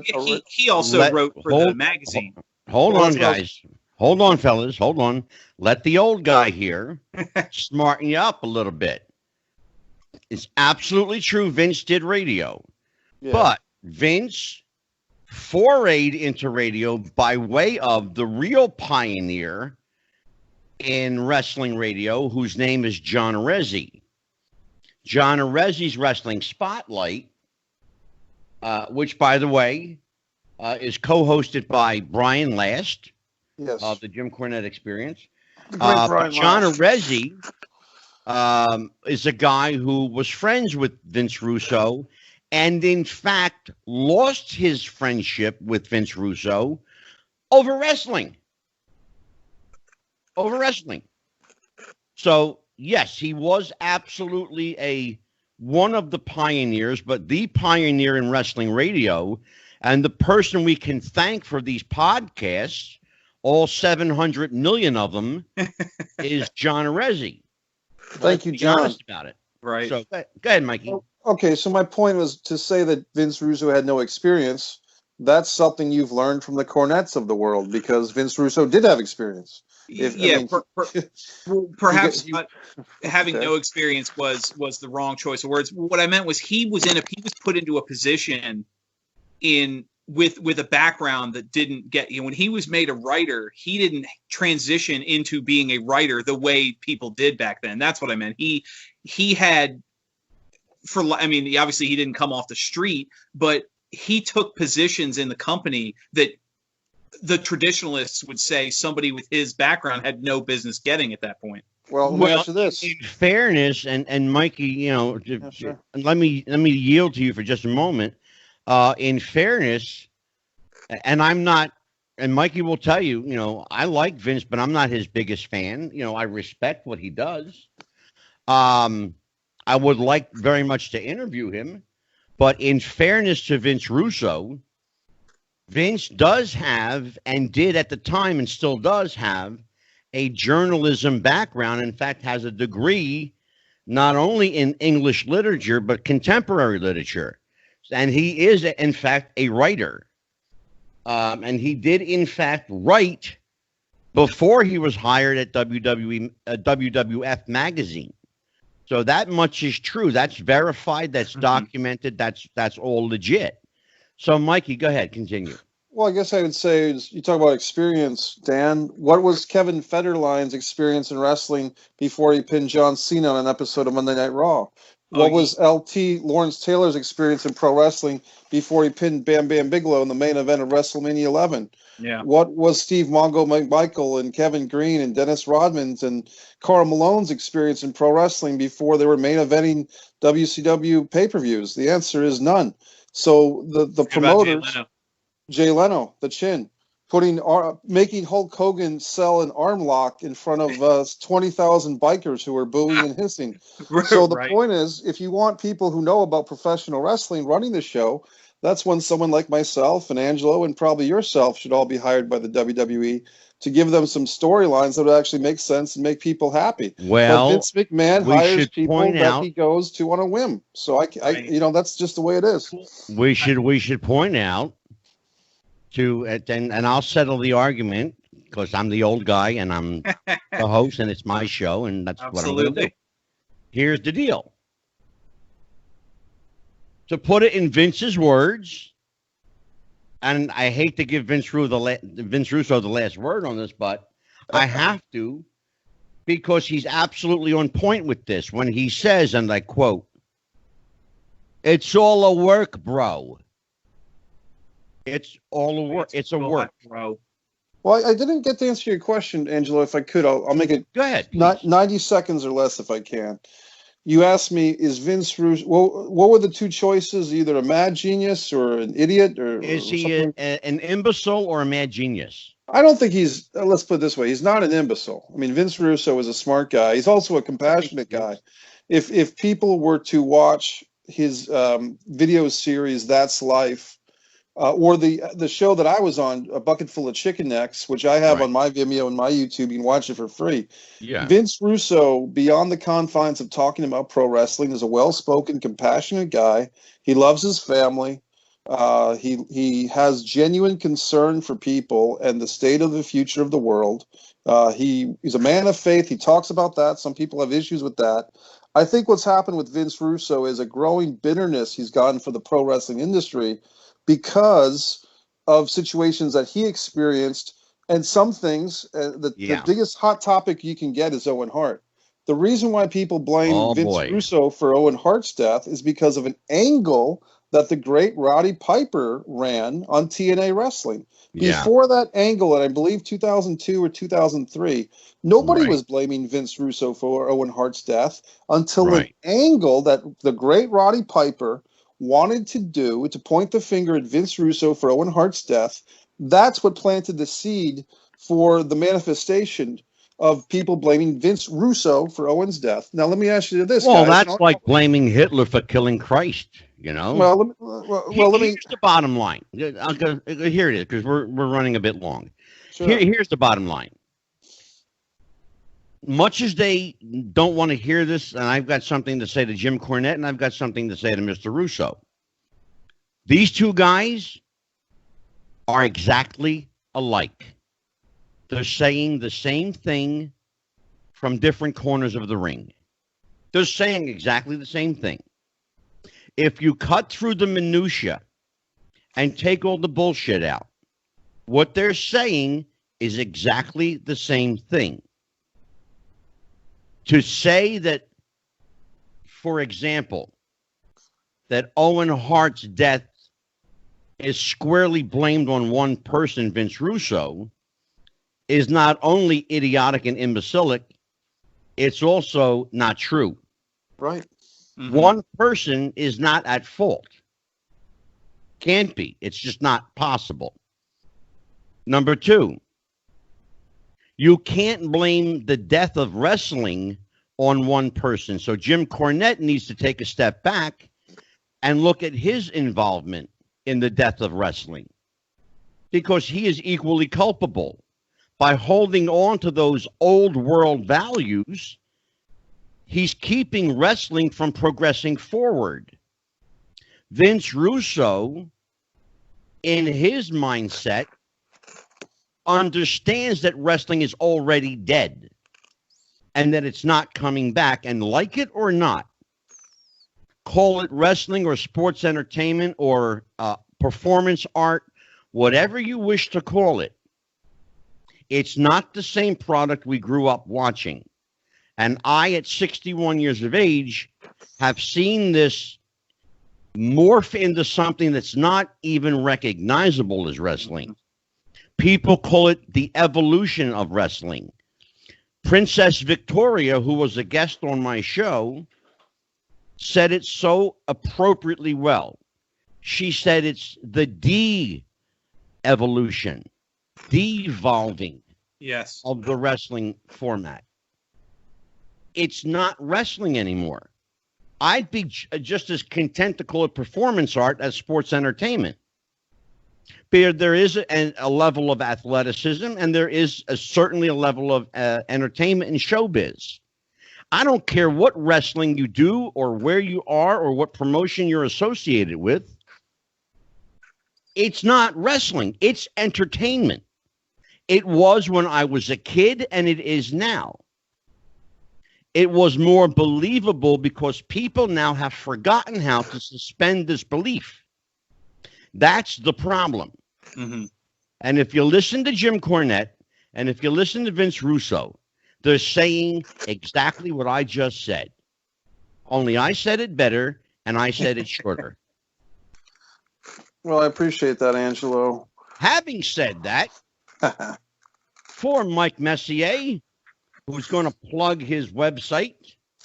Well, I want to say thanks, Angelo, for having me on. Welcome to the team, Dan the Man in Virginia. Thank you. Nice talking to you. Nice talking to you, Dan. I love the Wall of Fame back there. The Avalonia Festival is up and running, avaloniafestival.com, distance from avalon.com, mikemessier.com. I just want to say one quick thing. When people give the Attitude Era credit, they give the credit to Vince McMahon. When they want to blame people for Owen Hart passing away, they blame Vince Russo. To me, you can't do that. That's not fair. And a lot of people who hate on Russo do exactly what I just said. I don't believe that's fair at all. But thanks for having me on the show. Karen McDaniel's a great guest. Look forward to being on again. You got it. And Dan the Man. Well, I don't have anything to plug. I'm obviously new at this. Well, but plug social media, Twitter, Facebook, Instagram, if you have it. Well, the man dot excuse me, the man dot WWTF is the handle that's used on all social media accounts related to me here. So keep an eye out for that. If parting word there, I agree with you that you blame and credit the wrong person.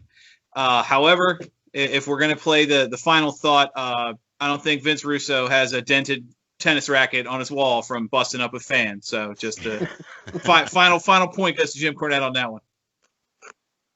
For Dan the Man Sebastiano and Mike the Movie Maker Messier, I am Psychic Medium Angelo. Till next time, we'll see you at the matches. Sorry, Bill Apter, I'm stealing it. Happy wrestling, everybody. Take care. We'll see you again. Bye-bye. Bye.